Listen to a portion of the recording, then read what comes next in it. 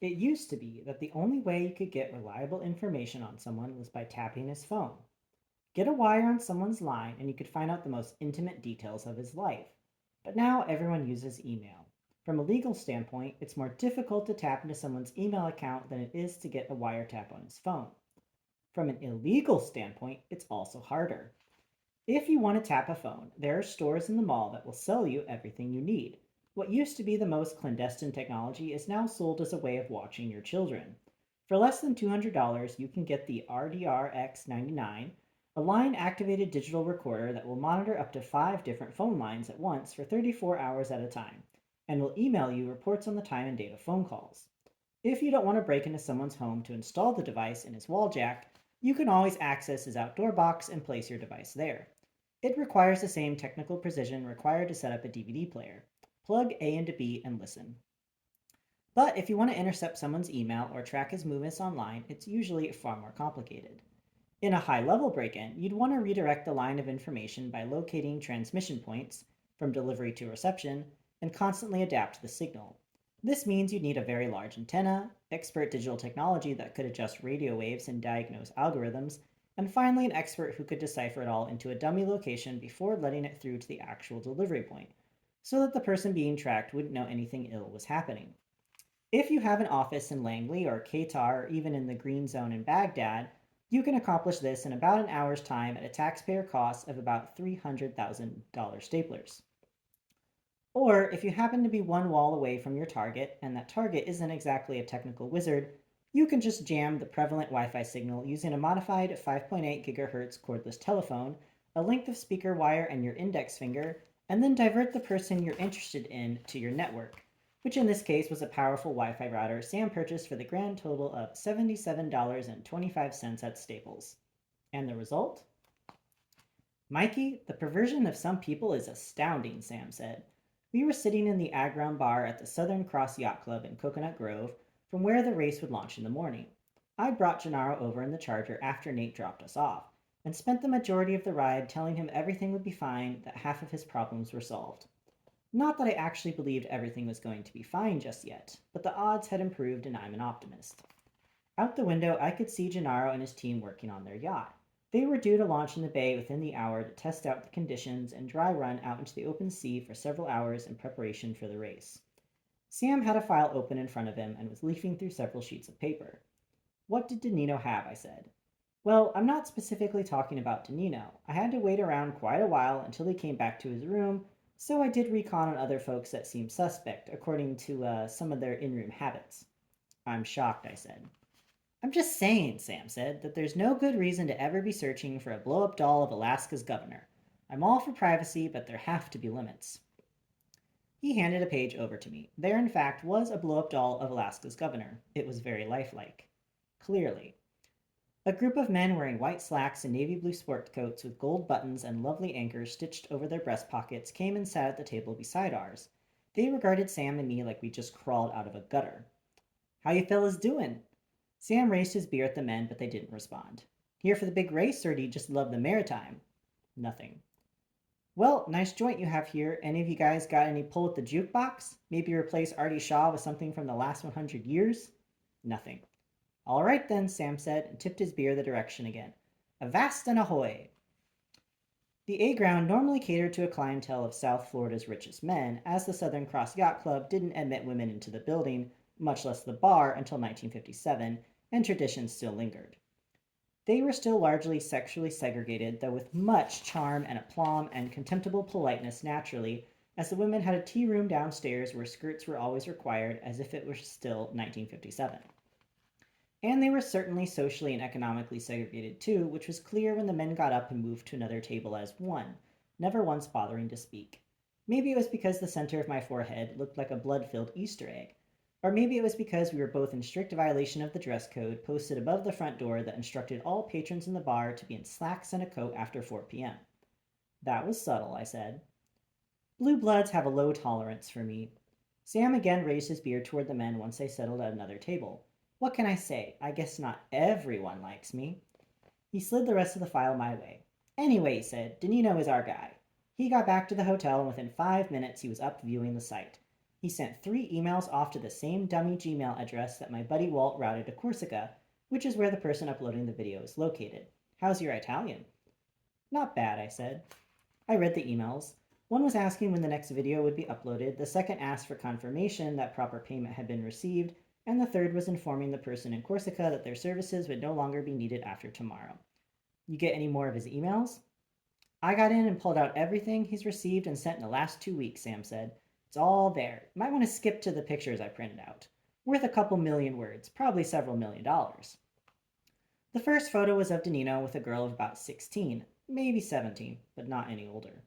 They were picking fruit from an open-air market. Looked like Florence. Illegitimate daughter, I said. It was really more of a hope than a true estimation. Keep looking, Sam said. The next series of photos was of Danilo and the girl walking the grounds of the Palazzo Pitti's Boboli Gardens. I flipped through them like the frames of an old cartoon. His hand was in the center of her back, and then lower, and lower, and lower, as the photos progressed. The last photo was of them kissing near the entrance to the garden's amphitheater. That's not how you kiss your daughter, I said. I tucked the photos back into the file. Who is she? Jimenez says she's a summer intern in the Atone offices in Florence, Sam said. There's a good chance she's a plant. This Jimenez fellow is full of great news, I said. Who planted her? I can tell you who didn't, Sam said. Please don't say Bonaventura. Okay. Sam took a sip from his beer. I looked outside. I could make out Gennaro motioning to his crew, stalking along the edge of his boat, giving directions. For whatever it was worth, it looked like he had his mind somewhere else for the first time. I'd removed the fix behind him, as best as I could tell, but his wife and daughter were still out on the sea with nothing stopping their imminent demise. The Blue Bloods did their blue blood thing, which as far as I could tell was to drink Macallan 30-year neat. I pondered the bullseye on my back from my day's activities with Christopher Bonaventura. Regardless of Danilo's involvement, it was a needed step. It just never got easier. All right, I said, tell me. It isn't Bonaventura, he said. Stunned, I said. This afternoon, Danilo transferred $17,000 in cash advanced from a credit card to a bank account in Myanmar. Sam had printed out the screenshot which showed the account information for the recipient but no name. The previous 2 days he did the same thing. All in, he transferred close to $50,000 in cash advances from different credit cards. You ask your friend Darlene about this? Sam either blushed or suddenly had a severe blood flow problem. Whichever was the case, he stopped and took a sip of beer before he answered me and was fully composed by the time the bottle was back on the table. You get a woman like Darlene on the line, he said, and you need to play it smooth. Can't just start letting her know you're snooping on people's emails. I think that's called ethics, I said. You ever forget whether or not you had sex with someone? Not that I recall, I said. Me either, Sam said, but if it were to happen, that would be normal, right? Absolutely. Anyway, he said, this bank in Myanmar, it's practically got a flag waving in front of it that says drug dealers welcome. Then why are you so sure Bonaventura isn't on the other end, I said. It's all Islamic drug money going in there to fund terrorism, Sam said. Bonaventura might be a killer, but he's a good Catholic, and if he tries to transfer money out of there, he's asking for trouble.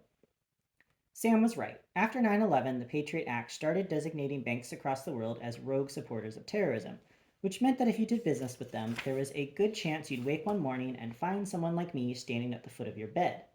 Or not wake up. And that was if you happened to live in a country that wasn't an American ally. In an allied nation, there was a fair chance that your entire family would be put on a plane in the middle of the night and flown to a prison in another foreign country where you'd be kept as an enemy combatant. And then one day you might wake up and find a person like me standing at the foot of your bed anyway, and not to read you your Miranda rights. Whoever was getting the transfers didn't care about those possibilities, which made them all the more dangerous. We're not dealing with a simple shakedown, I said. I'll say one thing, Danilo would have been better off getting the money from a loan shark, Sam said. The vig to Visa is almost as bad as the vig to some Shylock on the street. I doubt that he didn't have the cash to send, I said. I think he can't send it. If Danilo is getting blackmailed by these photos to the point that he has to kidnap his own stepdaughter and threaten to kill her so Gennaro will throw the race, then I'm pretty sure his wife isn't aware of the situation. He's setting Gennaro up so that whoever this third party is will get a true windfall some other way, not from him. This money is just to keep them quiet until the race. You think he went to Bonaventura looking for some quiet cash? I mean, what does 50 G's mean to Bonaventura, right? Nothing, I said. He spent more than that on his daughter's birthday. He's already got protection, Sam said. Not the kind of protection Bonaventura could offer, I said. If he's getting pressed by some other syndicate from back home, Bonaventura's a big enough gun to maybe get them to back down, or force them to. Or short him some cash to get the problem taken care of without alerting the missus, Sam said. It's not as if he can go to someone legit to help him on this, because in 10 minutes it would be on some blog. Bonaventura is probably the only person he knows who is in Miami who could help him and not have it ping back to wifey. She finds out he's making time with a 16-year-old girl, he loses everything, I said. That's the catalyst here. Which meant Fiona was right. It all boiled down to a girl being involved. I just wasn't expecting it to be an actual girl. It also meant something a bit more distressing.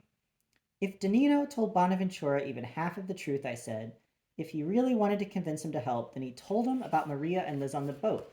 Didn't tell him he was behind it, of course, but he must have dangled that out there. Oh, Mikey, Sam said, that's not good. Yeah, I said, that's occurring to me. My play this afternoon to get Bonaventura off Gennaro had probably worked, but now it's likely he thought Tommy the ice pick and his outfit were behind the blackmailing of Danilo too, or were at least affiliated with whoever was pulling the strings. It was, disturbingly, a perfect mess. We knew Danilo was the one pressing Gennaro. We knew why Danilo was pressing Gennaro, but not who was pressing Danilo. We knew that if we released the photos to make Danilo fold, there was a good chance Maria and Liz would be dead, and in short order, Gennaro would be killed for ratting Bonaventura out too. We need to get Maria and Liz off that boat, Sam said. Or we need to make sure that Bonaventura does it for us, I said. Christopher Bonaventura's easiest move, provided he thought unemotionally, provided he had someone with a little tactical training in his stable, was to remove the chance Maria and Liz might get killed himself. Which meant I needed to speak with my new friend Alex Kyle again sooner rather than later. Convince him that even if I wasn't Tommy the Ice Pick, I was still the person making this all happen. You know where Virgil is? I asked. I'm sure I could find him, Sam said. Spray a bit of your mother's perfume into the wind and he'll poke his head from his shell. Tell him we need a boat, I said, ignoring Sam. What are we looking at? 40-footer? Cigar lounge with a stripper pole? Something fast, I said. It would be helpful if we didn't need to return it. I'll put out the word, he said. Still, there was an unseen aspect to this all that was troubling me. Alex Kyle's admission that he knew me wasn't a move he needed to make, which meant it was a move he had to make. The essence of developing warnings intelligence is the ability to understand that you can't concentrate solely on the evidence you have in front of you. You have to have the facility to look beyond what's happening now and decide what's going to happen next. A good spy makes reasoned predictions based on experience and then reacts accordingly. This means occasionally you have to go into a small country and assassinate the president before anything outwardly untoward has happened. It also means that occasionally you need to be aware that the gun is pointed at you, which was precisely what I was feeling when my cell rang. It was Fee. Where are you? I asked. Meeting with Timothy Sherman's illegal driver, she said, or at least what's left of him. Fee, I said.